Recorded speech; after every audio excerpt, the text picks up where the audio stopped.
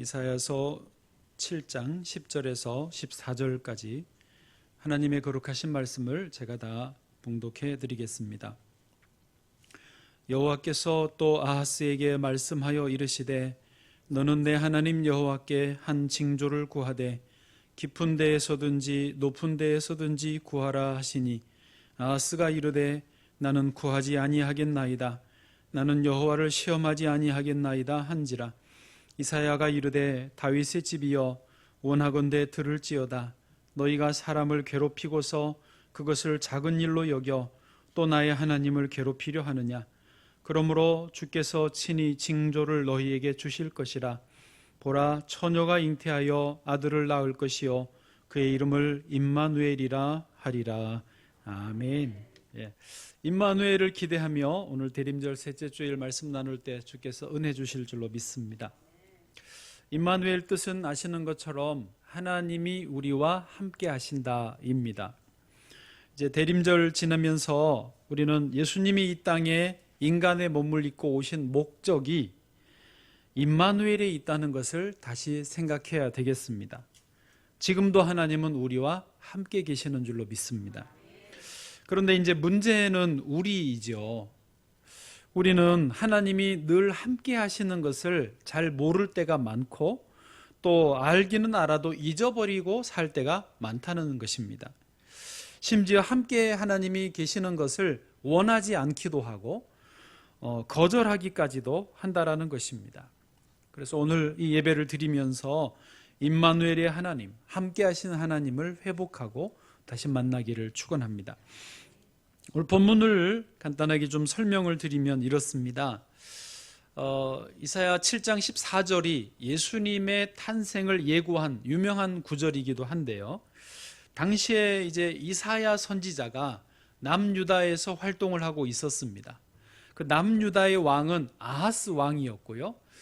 그때 마침 북쪽에 이스라엘과 아람 두 나라가 연합군을 형성해서 남유다로 침략한다라는 소식이 전해졌습니다. 그 소식을 들은 유다의 백성들과 아하스 왕은 두려움과 공포에 떨었습니다. 그리고 아하스 왕은 스스로 생각하기를 그러면 우리도 연합군을 좀 조직해야 되겠구나라고 생각하고 더 북쪽에 있는 아수르 왕에게 도움을 요청하기로 마음의 생각을 했습니다. 그러면서 이제 수도 예루살렘 성벽 방어를 위해서 성벽도 돌아보고 또 그 수도 시설, 우물을 좀 돌아보기 위해서 행차를 하던 중이었는데 마침 하나님이 이사야 선지자에게 아하스에게로 가서 길에서 만나가지고 말씀을 전하라고 하셨습니다. 길에서 만난 이사야가 아하스에게 이렇게 말씀을 전합니다. 이사야 7장 4절입니다.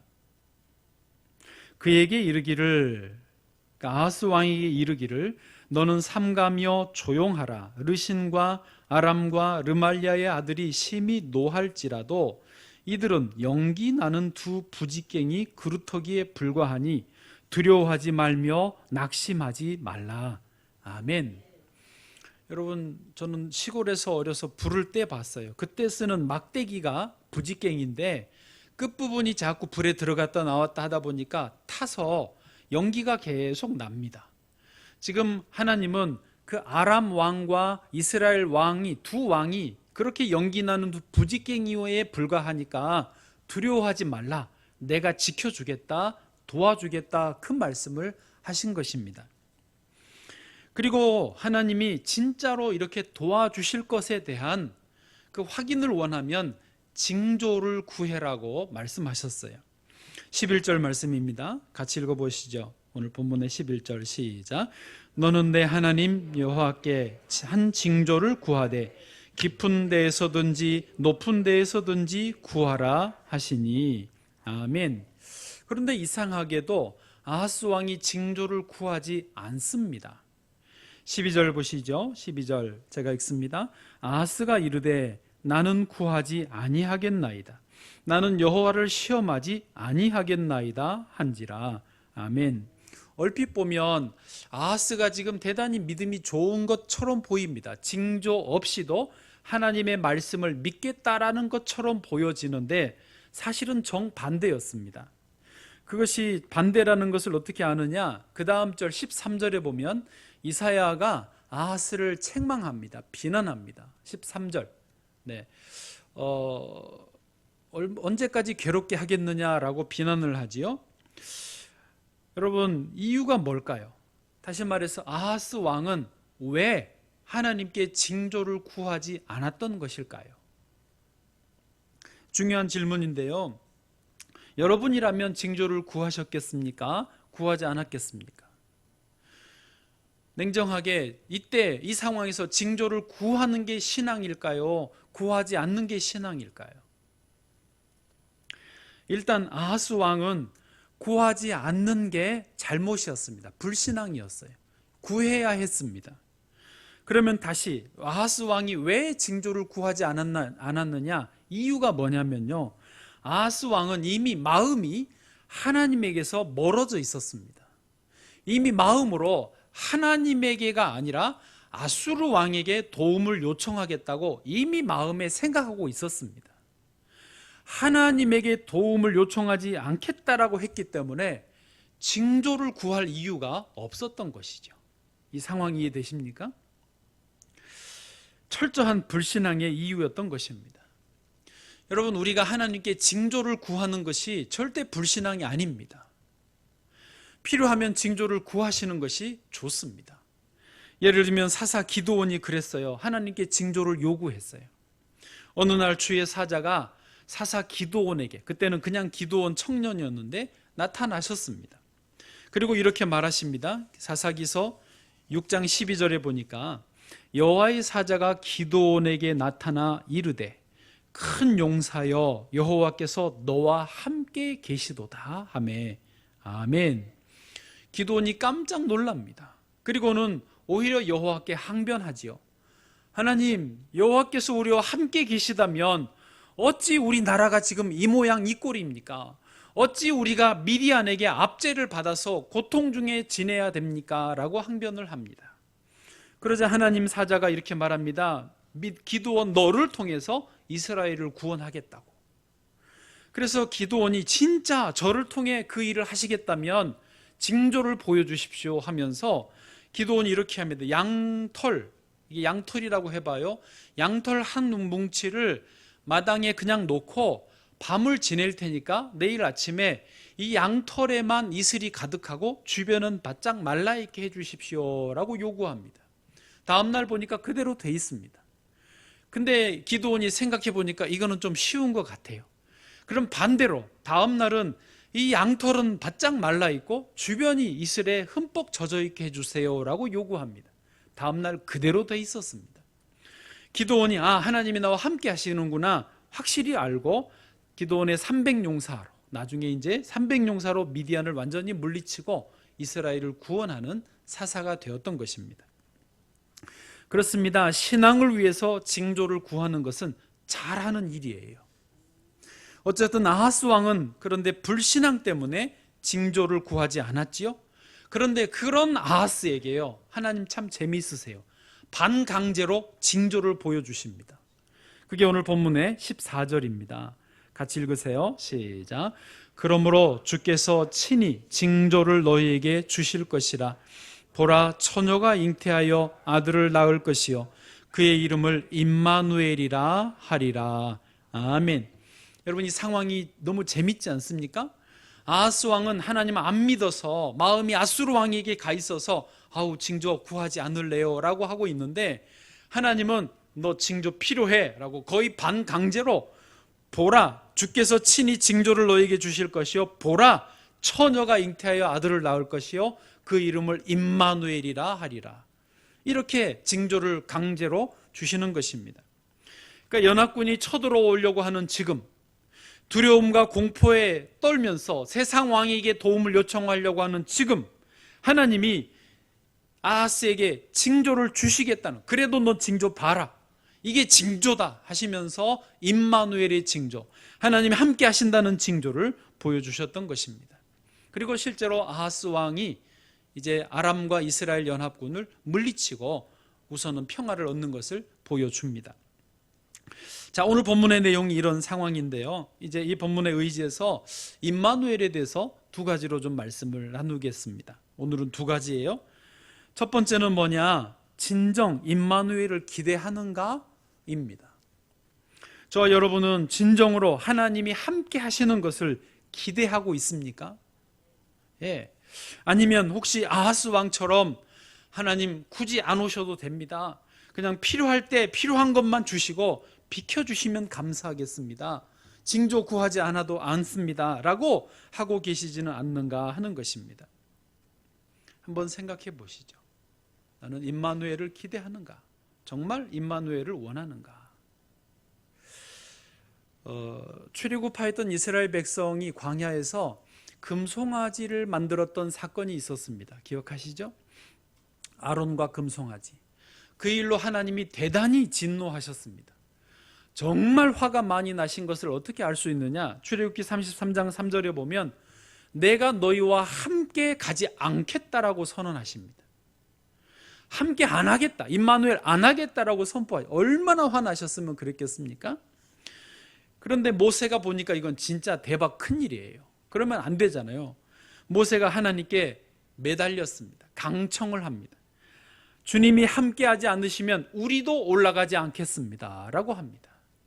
주님이 함께 하셔야만 하나님이 우리를 선택하셨다는 것을 모든 민족이 알지 않겠습니까? 함께 주세요, 주세요, 주세요라고 요구합니다.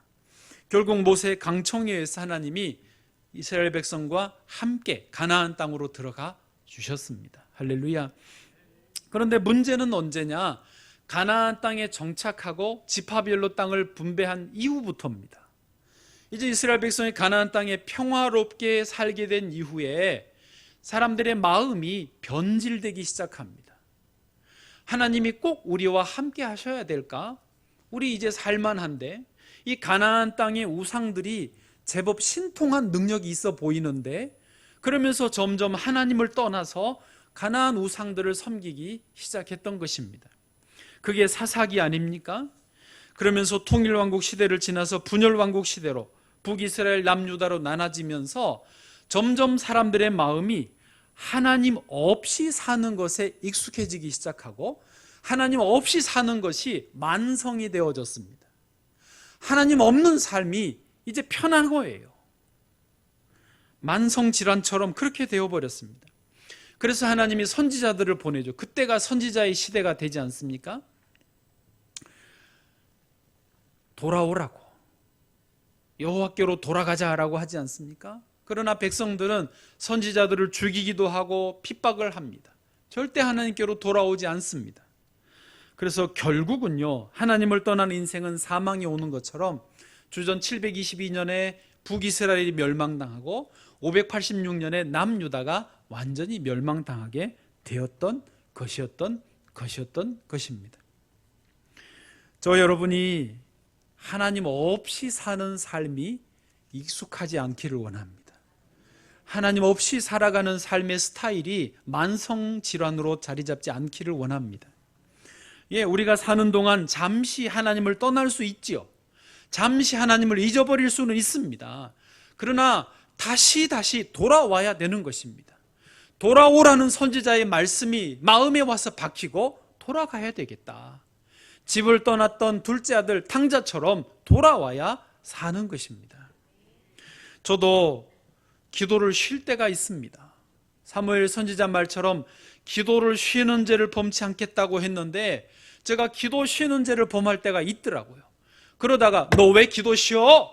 하는 마음의 생각이 들어오면 다시 기도의 자리로 돌아오면서 주여 잘못했습니다 하고 기도를 이어갑니다. 그러면 길게 보면요, 기도는 계속 되어지고 있는 것입니다. 최근에는 말씀을 읽다가 하나님이 이스라엘을 책망하시는 내용이 나에게 주시는 말씀인 것 같아요. 그래서 세리처럼 가슴을 치면서 주여 내가 죄인입니다라고 회개하는 거예요. 그러면 사는 것이죠.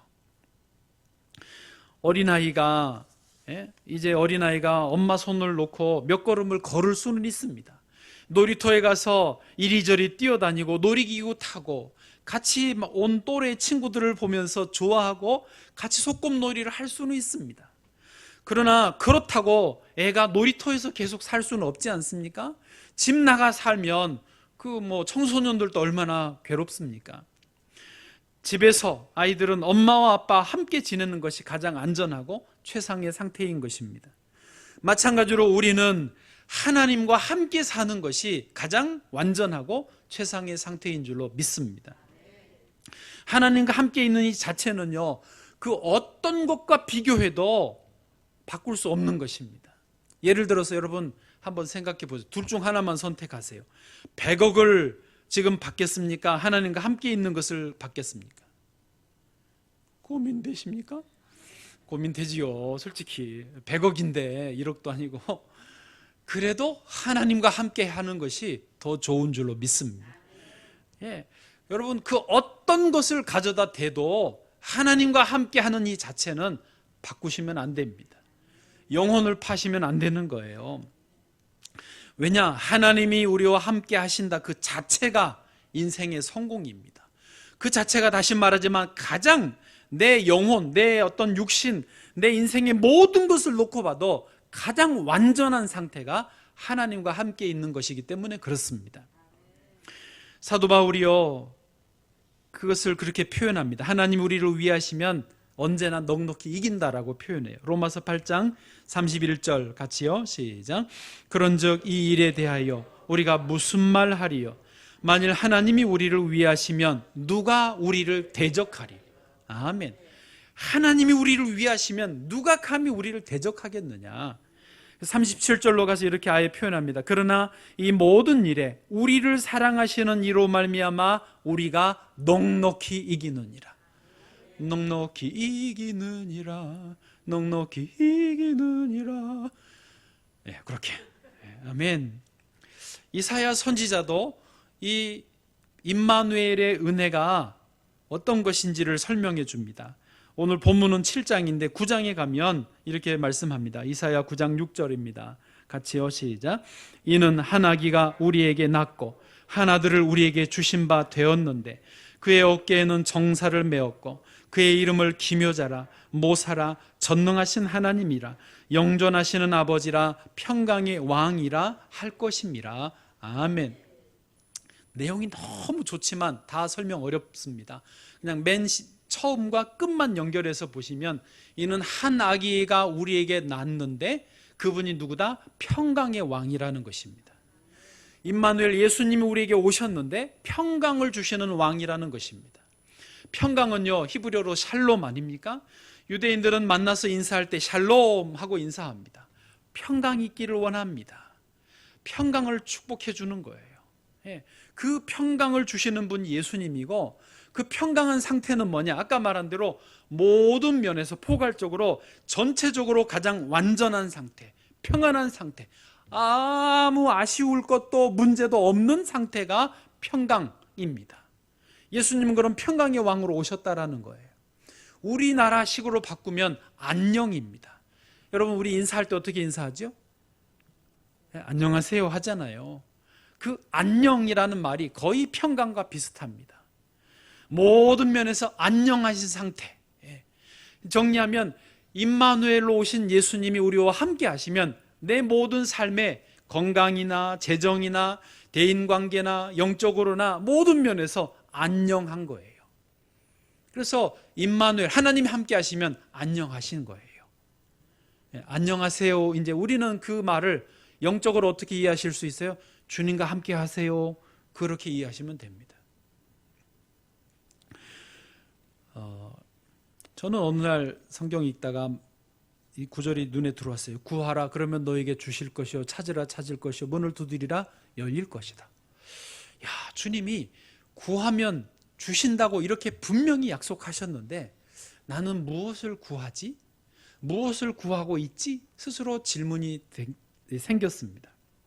그리고 가만히 앉아가지고 나의 기도 제목이 뭔가 정리를 해봤어요. 그런데 참 기특하게도 다른 게 아니더라고요. 첫 번째 기도 제목은 우리 교인들이 잘 됐으면 좋겠다. 괜찮은 목사더라고요. 제가 진짜예요. 이거 주님이 아십니다. 그리고 두 번째는 뭐냐? 우리 교회가 성경적으로 건강한 교회, 말씀 따라가면서 성도들이 다 교회 오면 행복해하는 그런 교회 공동체 되면 좋겠다가 저의 기도 제목인 거예요. 진짜 내가 봐도 신통방통한 거예요. 참 많이 괜찮아졌어요. 더 나아가서 우리 교회 때문에 지역사회가 잘 되고 우리 나라가 잘 되고 다른 세계 나라가 어디 나라든지 조금이라도 우리가 도울 수 있으면 좋겠다라는 게 교회를 향한 저의 소원이더라고요. 그러면서 그러면 내 자신을 위해서 기도의 제목은 뭔가 생각해 보니까 전에는 제가 큰 교회 목사 되는 것, 풍요로운 것, 사람들에게 인정받는 것이 저의 좀 소원이기도 했었어요. 그런데 지내보니까 그게 다 바람을 잡으려는 것 같더라고요. 손에 모래를 쥐고 있는 것처럼 다 빠져나가는 것을 경험했습니다. 그러면서 저에게 저 자신을 위해 구하는 게 뭐냐면 나는 주님을 사랑하고 주님과 함께 있는 그 자체로 내 소원이다라는 것을 발견했습니다. 정말입니다. 이것이 주님이 아시는 거예요. 그러면서 주님과 함께 지내면서 사람들에게는 그저 좀 돕고 잘 섬기고 주님을 잘 드러내는 사람, 나로 인해서 예수님의 복음이 그냥 전파되면 그걸로 나는 만족하다라고 하는 게 저의 소원이더라고요. 우리 교육자들과도 분명히 이야기했습니다. 우리 교회가 앞으로 지역사회에 뭔가를 해도 막 주관해서 교회 이름을 내기 위해서 하지 말고 지역사회에 필요한 게 뭔지 이렇게 보고 있다가 그냥 교회가 도와주는 단체, 도와주는 교회, 도와주는 사람들로 인식할 수 있으면 그걸로 만족하겠다라는 거예요. 그리고 우리는 주님과 함께 있는 자체가 우리의 소원이 되기를 원합니다. 여러분, 그렇게 그 기도 제목이 우리 모두의 기도 제목 되기를 원합니다. 진정 임마누엘을 기대해야 되겠죠.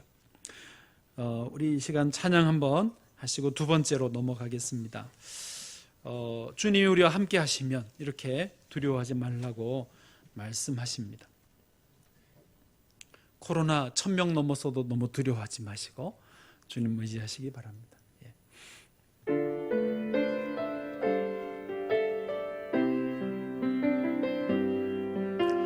아무것도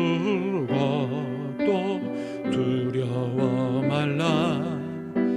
주 나의 하나님이 지켜주시네. 놀라지 마라. 겁내지 마라. 주님 나를 지켜주시네. 내 맘이 힘에 겨워 내 맘이 힘에 겨워 지칠지라도 주님 나를 지켜주시네. 아멘.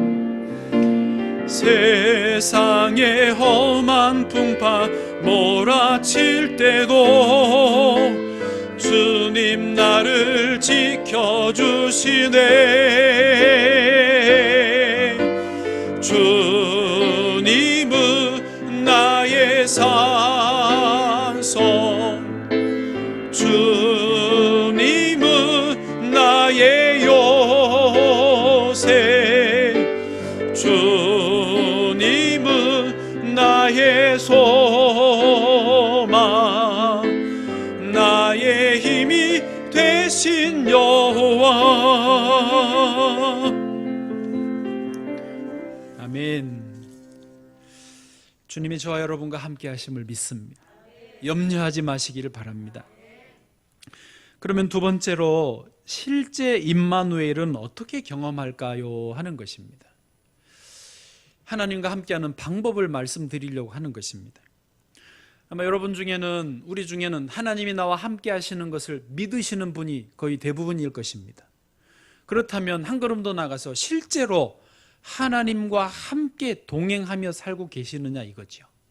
실제로 나와 하나님이 함께 하심을 경험하며 살고 있느냐 이 말입니다.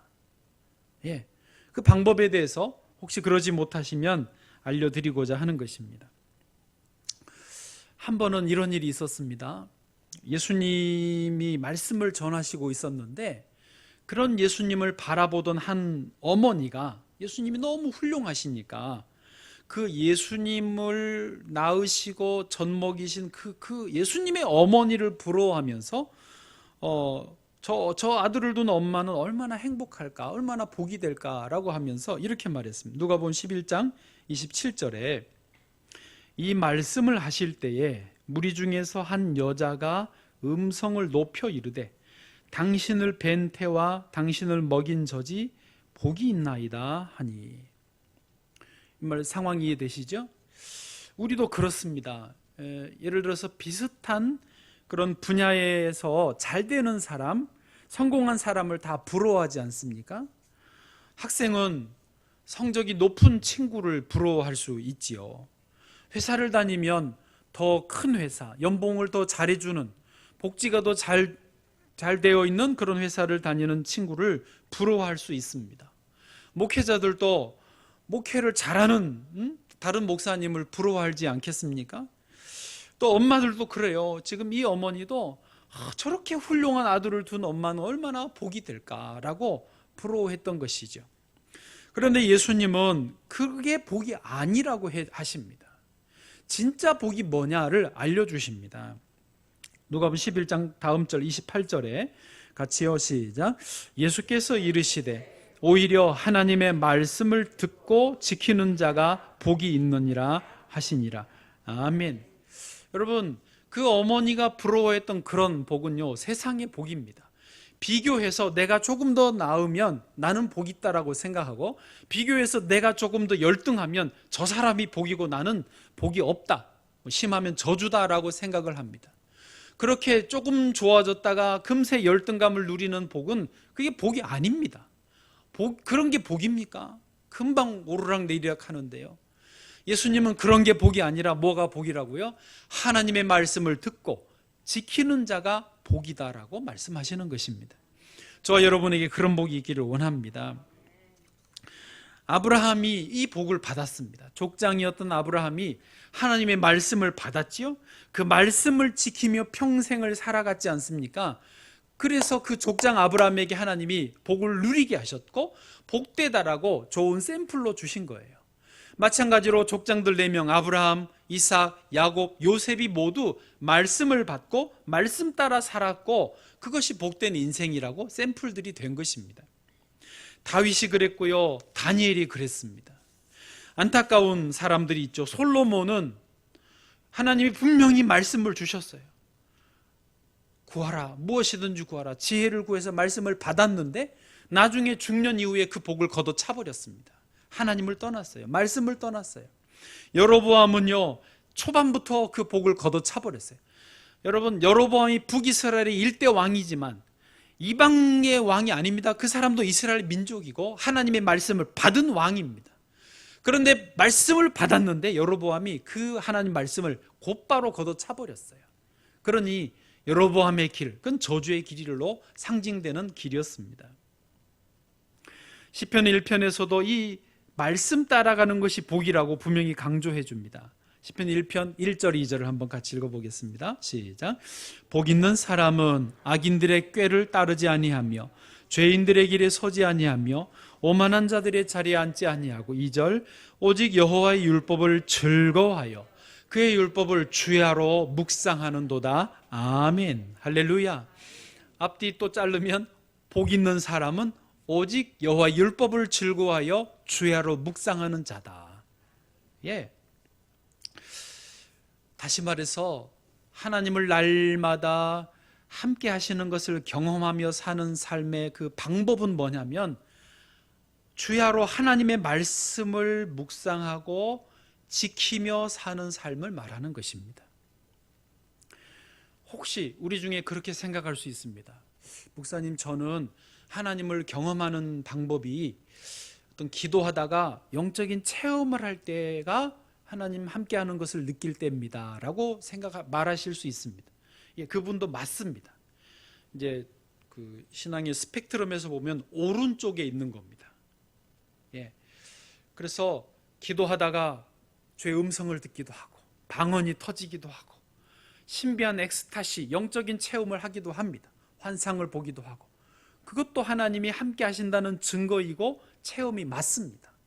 그러나 그것만 너무 그럴 때만 하나님이 함께 하신다라고 생각하면 신비주의에 빠지기 쉽고 신앙생활이 기도원 신앙입니다. 현실에 뿌리박은 영성이 아닐 수 있습니다. 그것도 맞지만 거기에만 매몰되면 안 된다라는 말씀을 드립니다. 정반대로 좌클릭을 너무 하다 보면 어떤 분들이 이렇게 생각합니다. 목사님, 교회에서 예배만 드리고 하나님 없이 사는 사람처럼 사는 것보다 예배는 조금 그냥 적당히 드려도 기도는 적게 해도 어려운 사람들을 돕는 사회 봉사를 많이 하고 사회적인 구제를 많이 해야 하나님과 함께하는 삶이라고 봐야 되는 거 아닙니까? 예, 그런 분들은 좌클릭을 하신 거예요. 그것도 맞습니다. 신학적으로 이제 그런 좀 진보 그룹에 속한 분들은 그래서 봉사를 많이 하고 정치 문제도 많이 개입을 합니다. 틀렸다라는 말은 아니지만 너무 또 그쪽으로 가면 정작 나와 하나님과의 관계가 소홀히 되고 내 신앙, 내 영적인 영성이 어디로 갔는지 모르는 분도 제가 많이 보았습니다. 그래서 가장 건강한 성경적인 신앙, 가장 건강한 건전한 신앙에 하나님과 동행하는 방법은 뭐냐면 하나님의 말씀을 붙드는 것입니다. 이게 성경적이잖아요. 아브라함에게 이렇게 시편에 예수님처럼 지금 말씀하고 있잖아요. 하나님의 말씀을 주야로 읽고 묵상하고 그 말씀을 지키고 따라 사는 삶이 그게 하나님과 동행하는 삶이에요. 그렇게 살면서 하나님이 때로는 영적인 체험을 주기도 합니다. 방언을 주시기도 하고 은사를 주시기도 하고 기도원을 왔다 갔다 해도 되는 것입니다. 그러면서 또 하나님이 구제해라, 봉사해라, 도와라 그러면 손을 펼쳐서 주머니를 열어서 돕고 섬기는 것이 맞습니다. 그러나 이 좌우를 아우르는 중심에 분명한 말씀 신앙이 있어야 된다는 것이죠. 그래서 이 시편 1편 여러 가지 말씀 신앙을 하나님과 동행하는 방법을 세 가지로 요약하면 이것입니다. 첫째, 마음을 하나님께 드려야 됩니다. 두 번째, 하나님의 말씀이 마음에 들어와야 됩니다. 세 번째, 그 말씀에 실제로 순종해야 되는 것입니다. 세 단어를 기억하십시오. 마음, 말씀, 순종입니다. 마음을 드리고 말씀을 듣고 그 말씀에 순종하면 그 사람은 날마다 하나님과 함께하는 삶을 경험하며 사는 것입니다. 실제로 하나님과 동행하는 삶을 사는 것입니다. 마음이 하나님과 먼저 연합되는 것, 그게 제일 중요합니다. 여러분, 마음을 하나님께 드리면요, 주님과 연합이 되고요, 하나님을 사랑하게 되고요, 겸손히 말씀을 듣게 되고 순종하게 되어 있습니다. 만약에 아하스 왕처럼 마음이 하나님을 이미 떠나 있으면 징조를 주신다고 그러는데도 구하지 않는 어리석음에 빠지게 되는 것이죠. 아침마다 저녁마다 말씀 앞으로 나아가십시오. 다시 말하지만 그냥 성경책으로 나아가시는 게 아니라 마음을 하나님께 먼저 드리시고 말씀을 보십시오. 얼마나 달고 오묘한 말씀인지 모르고 그 말씀 속에서 주님을 정말 만납니다. 주님이 나에게 말씀하시는 게 들려지고 내가 잘하고 있는 것 칭찬하시고 내가 잘못하는 것 이것은 고쳐라, 이게 너가 문제다, 주님이 가르쳐 주시는 것을 경험하게 되실 것입니다.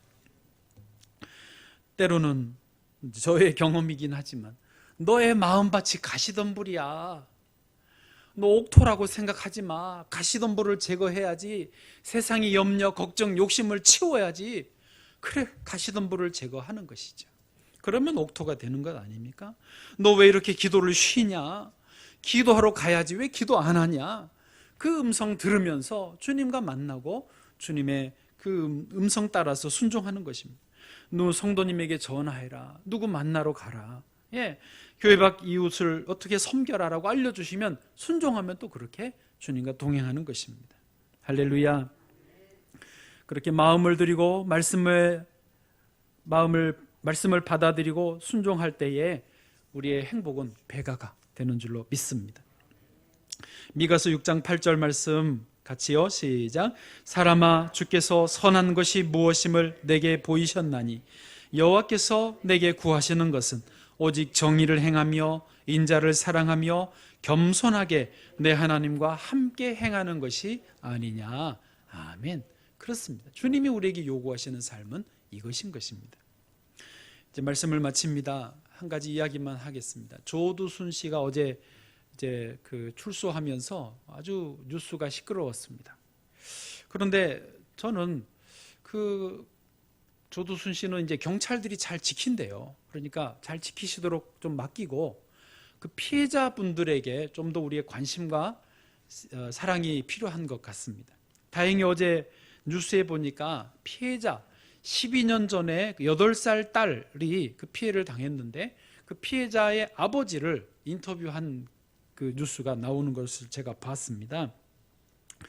그런데 그 아버지가 참 이렇게 말을 하는 것을 보고 저도 좀 놀랐는데 뭐라고 그러냐면 그때 그런 피해를 당하고 나니까 이 지구상에 우리만 달랑 외딴 섬에 갇혀 있는 것 같았다라는 것입니다. 그게 무슨 말인지 잘 이해가 안 되시죠? 저도 잘 이해가 안 됩니다. 왜냐하면 그런 정말 심각한 피해를 당한 일이 별로 없으면 당해본 분들은 그걸 아는 것 같아요. 그 말이 뭔지.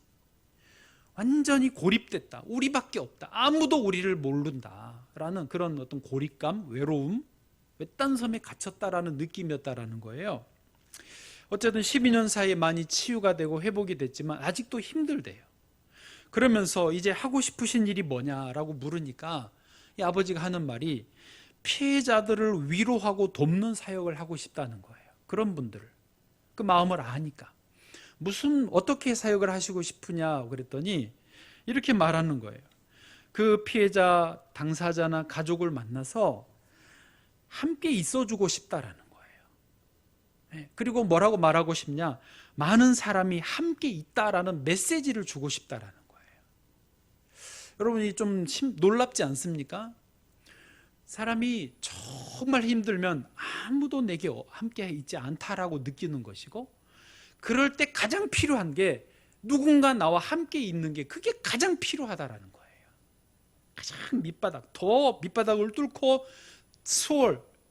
지옥 문턱에까지 간 그런 느낌일 때에 하나님이 나와 함께 하신다. 누군가 나와 함께 있다라고 하는 게 굉장한 힘이 된다라는 것입니다. 여러분, 이 성탄의 계절에 우리가 주변에 이 함께 있어주는 손길들이 되어지기를 축원합니다. 그리고 그러기 위해서는 먼저 우리가 임마누엘의 징조를 경험해야 되죠.